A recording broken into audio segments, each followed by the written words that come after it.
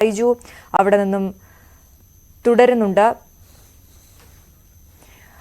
ബൈജു, ഇപ്പോൾ മന്ത്രി കെ ശശീന്ദ്രൻ അർജുന്റെ വീട്ടിലെത്തി സംസാരിച്ചതിന്റെ തത്സമയ ദൃശ്യങ്ങളാണ് നമ്മൾ കണ്ടത്.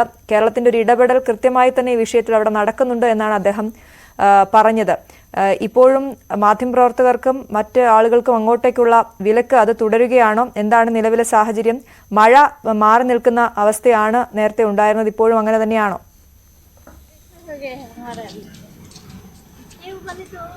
അശ്വതി, മന്ത്രി പറഞ്ഞത് തന്നെയാണ് ഇതിൽ ഏറ്റവും പ്രധാനം. ഏതെങ്കിലും തരത്തിൽ വലിയ കുറ്റപ്പെടുത്തലിന്റെ ഒരു സമയമല്ല. നമുക്ക് അർജുനെ കണ്ടെത്തേണ്ടതുണ്ട്. അർജുൻ എവിടെ എന്ന ചോദ്യം ബാക്കിയാവുന്നുണ്ട്. അത് തന്നെയാണ് ഏറ്റവും പ്രധാനം. അതിൽ ഏറ്റവും പുതുതായി നമുക്കിപ്പോൾ നൽകാൻ കഴിയുന്ന വിവരം റഡാർ എത്തിച്ചിരിക്കുന്നു എന്നതാണ്. ജില്ലാ കളക്ടറായ ലക്ഷ്മി പ്രിയയാണ് അല്പസമയം മുമ്പ് ഈ കാര്യം സ്ഥിരീകരിച്ചത്. ആ ജില്ലാ കളക്ടർ ഈ സംഭവ സ്ഥലത്തേക്ക് തിരിച്ചിട്ടുണ്ട്. മാത്രമല്ല, കൂടുതൽ ഇത്തരത്തിൽ വലിയ സന്നാഹങ്ങൾ ഇന്നിപ്പോൾ രാവിലെ മുതൽ തന്നെ കാണുന്നുണ്ട്. എന്തായാലും ഇന്ന് തിരച്ചിൽ ഊർജിതമെന്ന് നമുക്ക് പറയാൻ സാധിക്കും. അത്തരത്തിലുള്ള സന്നാഹങ്ങൾ ഇവിടെ ഒരുക്കിയിട്ടുണ്ട്. റഡാർ എത്തിയതോടുകൂടി തന്നെ വളരെ വേഗം തന്നെ ഈ ലോറി കണ്ടെത്താൻ കഴിയുമെന്ന ഒരു പ്രതീക്ഷയാണ്.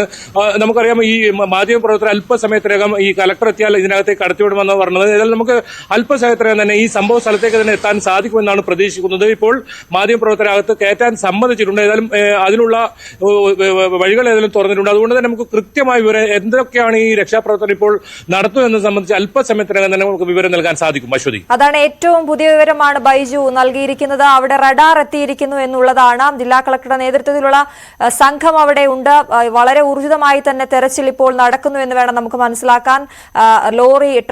അർജുന്റെ ട്രക്ക് കണ്ടെത്താനായുള്ള റഡാർ സംവിധാനം എത്തിയിരിക്കുന്നു പ്രദേശത്തേക്ക് എന്നുള്ള ഏറ്റവും പ്രതീക്ഷാവഹമായ ആശാവഹമായ വാർത്തയാണ് അവിടെ നിന്നും ബൈജു നൽകിക്കൊണ്ടിരിക്കുന്നത്. ഇപ്പോൾ ബൈജു, നമ്മൾ രാവിലെയൊക്കെ കണ്ടത് ബൈജു അവിടെ പോയ സമയത്തൊക്കെ മഴയുണ്ടായിരുന്നു. ഇപ്പോൾ മഴ മാറി നിൽക്കുകയാണല്ലോ അല്ലെ? അപ്പോൾ അനുകൂലമായ കാലാവസ്ഥയും ഇന്നുണ്ട്.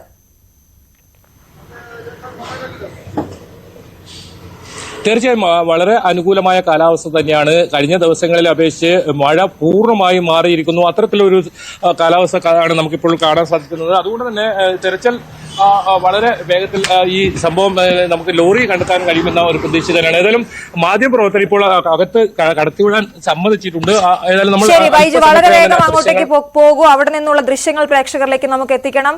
വളരെ സുരക്ഷിതമായി അങ്ങോട്ടേക്ക് പോകൂ. കാരണം മണ്ണിടിച്ചിൽ സാധ്യത പറഞ്ഞിട്ടുള്ള മേഖലയാണ്. അതുകൊണ്ട് തന്നെ ഇപ്പോൾ ഏറ്റവും പുതിയ വിവരം മാധ്യമപ്രവർത്തകരെ അങ്ങോട്ടേക്ക് കടത്തിവിടുന്നു എന്നുള്ളതാണ്. ബൈജു അല്പസമയത്തിനകം തന്നെ അവിടെ എത്തി പ്രേക്ഷകരുമായി ആ ദൃശ്യങ്ങൾ ഞങ്ങൾക്ക് പങ്കുവയ്ക്കാനാകുമെന്നാണ് പ്രതീക്ഷിക്കുന്നത്. ഇപ്പോൾ നമ്മൾ കാണുന്നത് ആ ദുരന്തം നടന്ന പ്രദേശത്തിന്റെ ആകാശ ദൃശ്യങ്ങളാണ്. അതിൽ നിന്ന് നമുക്ക് കൃത്യമായി മനസ്സിലാകുന്നുണ്ട് എത്രത്തോളം ആഴത്തിലാണ് ആ അപകടം. ആ അപകടത്തിന്റെ ആഴം നമുക്ക് വ്യക്തമാകുന്നുണ്ട്. മണ്ണ് ഒരു ഭാഗത്തെ മല പൂർണ്ണമായും ഇടിഞ്ഞ് റോഡിലേക്ക് പതിച്ചിരിക്കുന്നത് കാണാം. അതിന് മറുവശത്ത് ഒരു നദിയാണ്. അവിടേക്ക് കൂടി മണ്ണിടിഞ്ഞിരിക്കുന്നത് നമുക്ക് കാണാം.